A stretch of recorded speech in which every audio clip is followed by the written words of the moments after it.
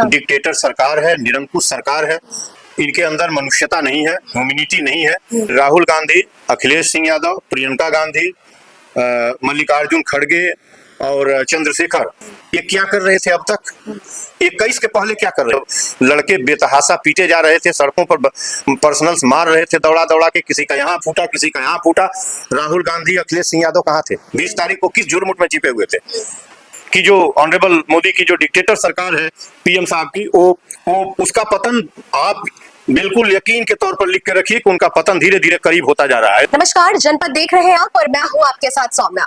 जिस तरीके से देश भर में आपने देखा होगा कि एक खबर बेहद तेजी से वायरल हो रही है, वो वायरल इसलिए भी हो रही है क्योंकि जिस तरीके से छात्रों के ऊपर लाठियां बरसाई गई और प्रशासन के ऊपर भी कहीं ना कहीं जो है उनको भेंट किया गया, लाठी बरसाकर, पत्थर बरसाकर। और एक दूसरी खबर भी बेहद महत्वपूर्ण नजर आती है जौहर यूनिवर्सिटी का। जौहर यूनिवर्सिटी जो है वो भी काफी विवादों में चल रहा है। हमारे साथ जो है डॉक्टर संपूर्ण अनमल जी मौजूद है, जिन्हें पूर्वांचल का गांधी कहा जाता है, और ये आए दिन जो है विवादों में भी रहते हैं। तमाम सारी ऐसी बातें जो है सरकार के लिए बोल देते हैं जो कहीं ना कहीं सरकार को चुभ जाती है। तो आज भी हमारे साथ ये मौजूद है, आइए इनसे बात करते हैं इन तमाम सारे मुद्दों पे। नमस्ते सर, कैसे हैं आप? ठीक हूँ सर, जिस तरीके से परसों देश भर के लोगों ने देखा कि तमाम सारी उन मासूम बच्चियों को पुलिस के बल का प्रयोग करके इस्तेमाल किया जाता है, पत्थर बरसाए जाते हैं, बच्चों को मारा जाता है, बुजुर्ग व्यक्तियों को मारा जाता है, क्या कहेंगे इस पे आप? जनपद के एडिटर सौम्या का मैं स्वागत करता हूं ऐसे प्रश्नों के लिए। दिल्ली में बच्चों पर लाठियां जो बरसाई गई हैं वो क्रूर, अत्यंत क्रूर और दमनपूर्ण और हिंसात्मक, बर्बरता, जितनी भी बात कही जाए कम है। मैं एक ही सवाल, मीडिया कर्मी जो आ रहे हैं पूछ रहे हैं हमसे, एडिटर पूछ रहे हैं कि दिल्ली में क्या हुआ, तो मैं उनसे ही पूछ रहा हूं कि दिल्ली में किसने कहा था पुलिस कर्मियों को, सिक्योरिटी पर्सनल्स को कि आप बच्चों को लाठियां मारें? आदेश किसने दिया था ये साफ नहीं हुआ।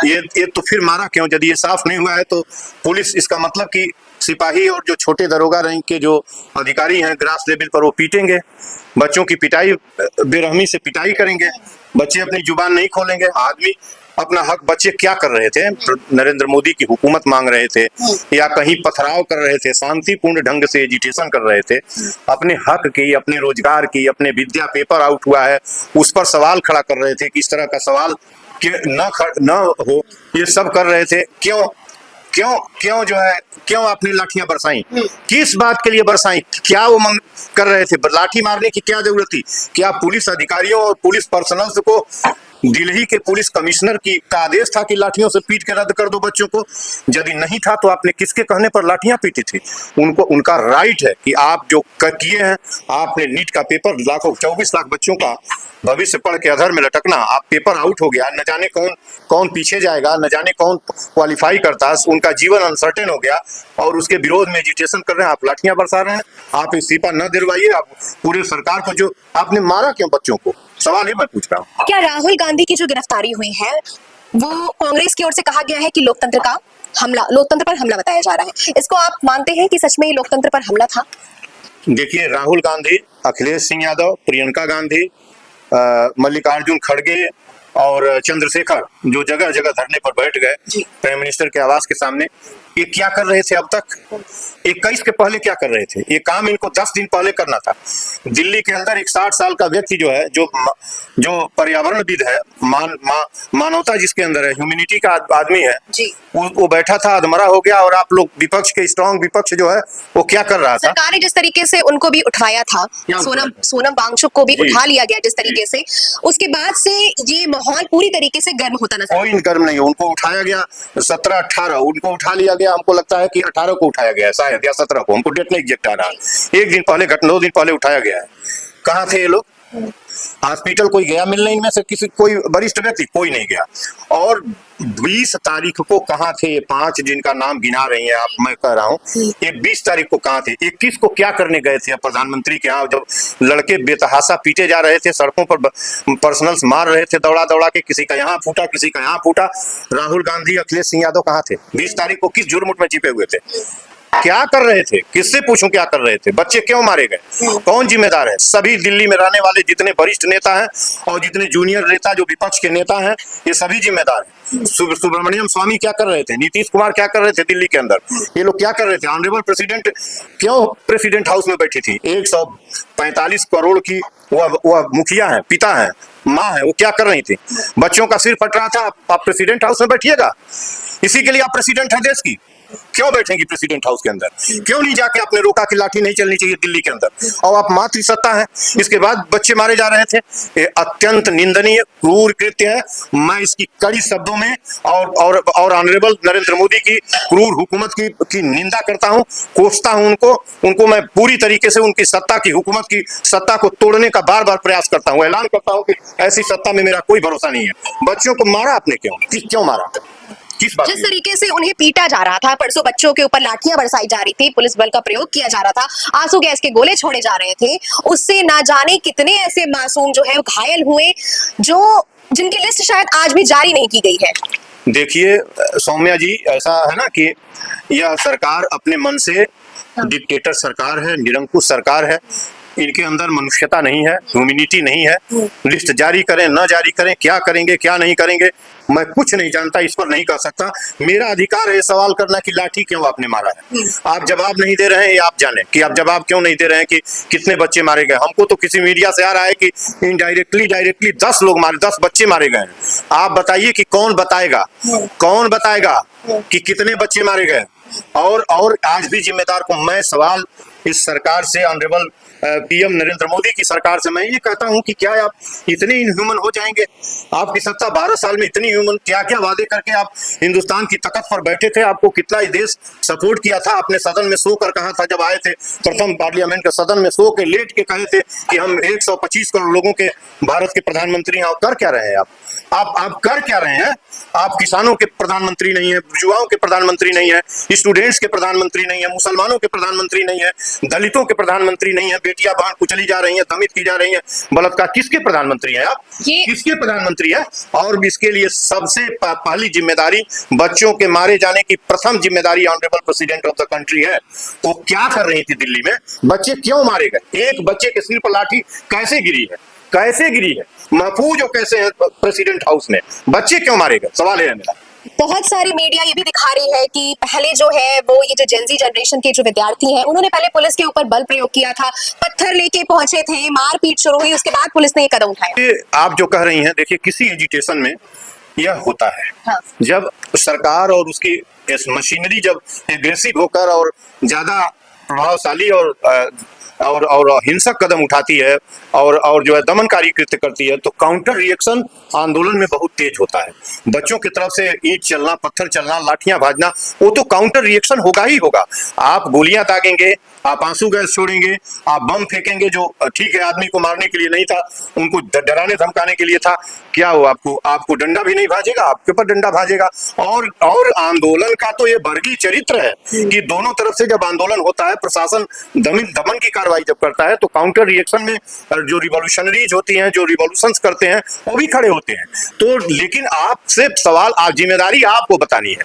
वो आपसे कुछ मांगने गया है, आप पर पत्थर फेंकने नहीं गया था।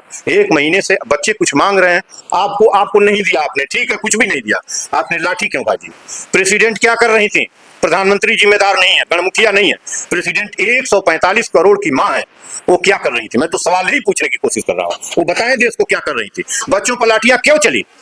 आगे की जो कार्रवाई है दिल्ली की अगर देख रहे हैं तो दिल्ली पूरी तरीके से जल उठी है, आए दिन मेट्रो स्टेशंस बंद हो जा रहे हैं, इससे आम जनमानस पे भी बेहद असर पड़ रहा है। इस पर मैं कुछ नहीं कहूंगा। मैं ऐसी कार्रवाई करने वाले बच्चों पर, जो भी एजिटेटर हैं, उनको मैं कहता हूं कि पीसफुल रहें, किसी प्रॉपर्टी को नुकसान न करें, कोई व्यवधान न पैदा करें, सामान्य जीवन व्यतीत होने दें। और नरेंद्र मोदी की जो, ऑनरेबल मोदी की जो डिक्टेटर सरकार है पीएम साहब की, वो उसका पतन आप बिल्कुल यकीन के तौर पर लिख के रखिए कि उनका पतन धीरे धीरे करीब होता जा रहा है। ऐसा नहीं है कि बिना पतन के, बिना किसी अवसर के सरकार का पतन हो जाएगा। और इसमें सबसे बड़े 2 जिम्मेदार हैं, नीतीश कुमार और नायडू। यदि ये दोनों जयचंद न होते, ये दोनों नरेंद्र मोदी को सपोर्ट न करते, 241 सीट लेके एक आदमी से हिंदुस्तान के डेमोक्रेसी को, कॉन्स्टिट्यूशन को, तिरंगे को कुचल रहा है, मनुष्यता कुचल रहा है।